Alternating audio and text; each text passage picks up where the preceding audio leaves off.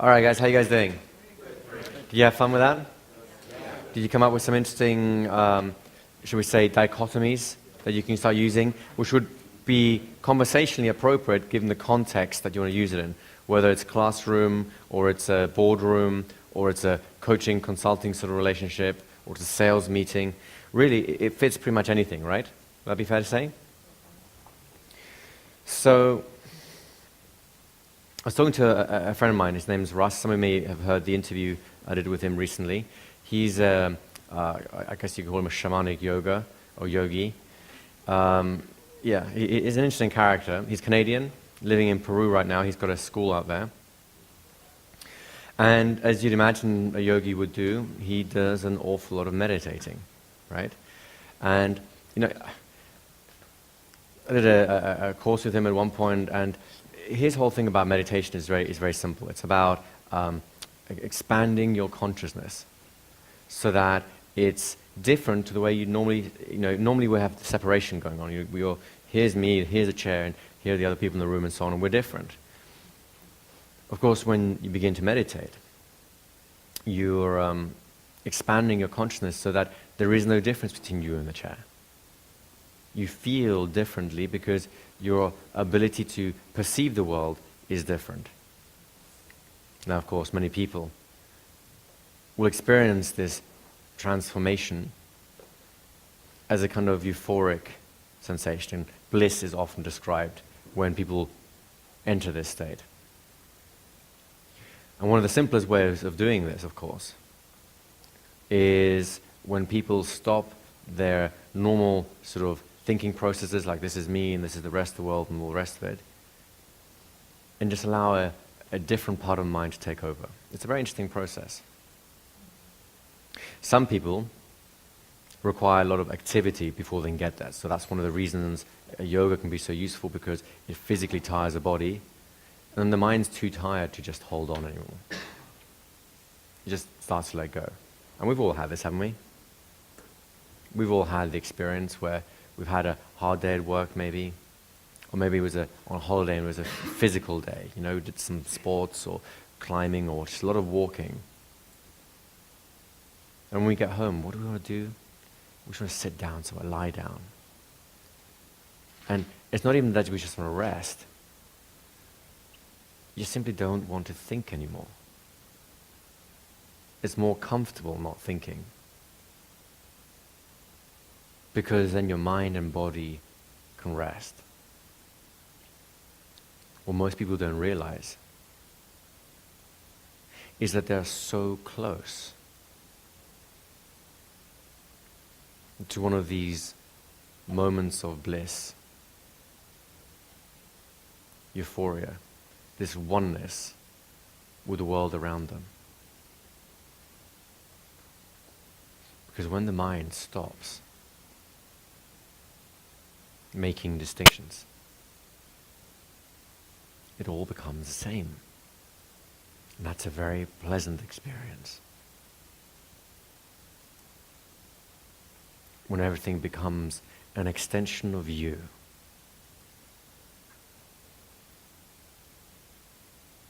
People can have the strangest kinds of experiences when they're resting this way.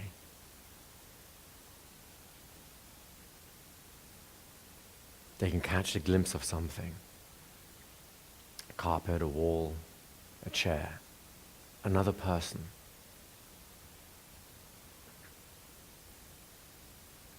And as the boundaries become blurred, they can experience that differently. Maybe even as though it's a part of themselves. It's not such a crazy idea when you think about it. Children do it all the time, don't they? Dress up in mummy or daddy's clothes, make believe, cowboys and Indians. And little do they realize that they're learning, they're growing as individuals.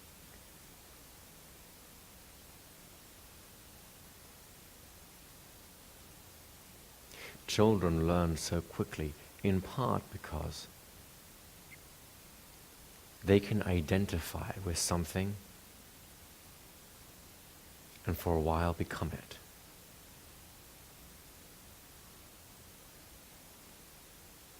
Something inside them can make the learning process easier because there's no need to think about it. And we all know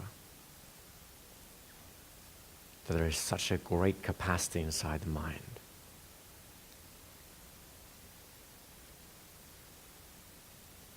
That we can access when we think less. Isn't that ironic? It's not that thinking is not a good thing to do. Just like eating.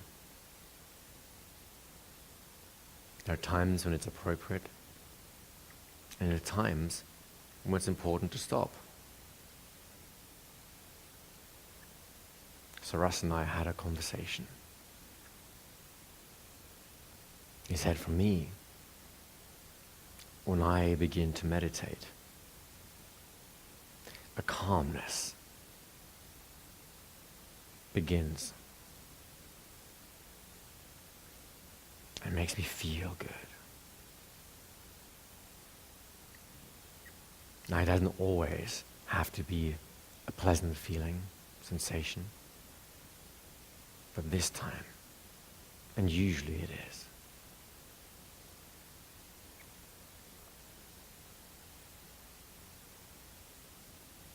when my thinking slows down, there's a sense of expansion inside. It's as if my brain had been kept inside a small jar, and now the lid was off. The jar was gone. And I was in a vast room. A real sense of freedom.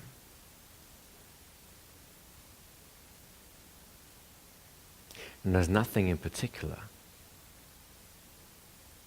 that you need to do in that room other than simply appreciate the freedom.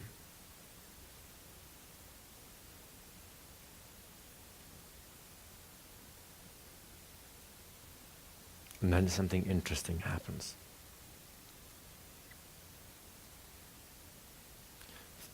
Thoughts come and go, old thoughts.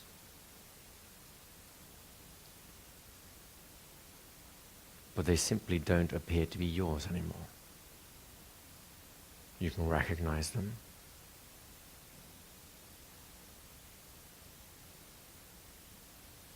But they're somehow different now. New thoughts, fresh ideas. Other things can be just as appealing now. In this state, Russ reminded me, you really can experiment with all kinds of ways of being, of seeing the world, yourself, others.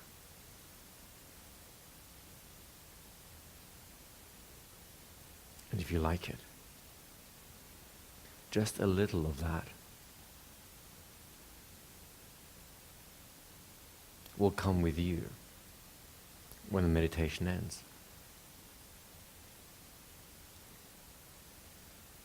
Someone who's been to this other place cannot help but bring elements of it back to the normal, shall we say, everyday reality. And look on the world differently. Because it's not so much that the world has changed. It's more that they've changed on the inside.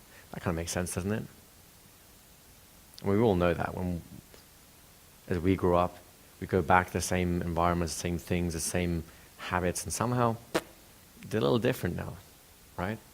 Things we used to like doing really aren't that enjoyable anymore.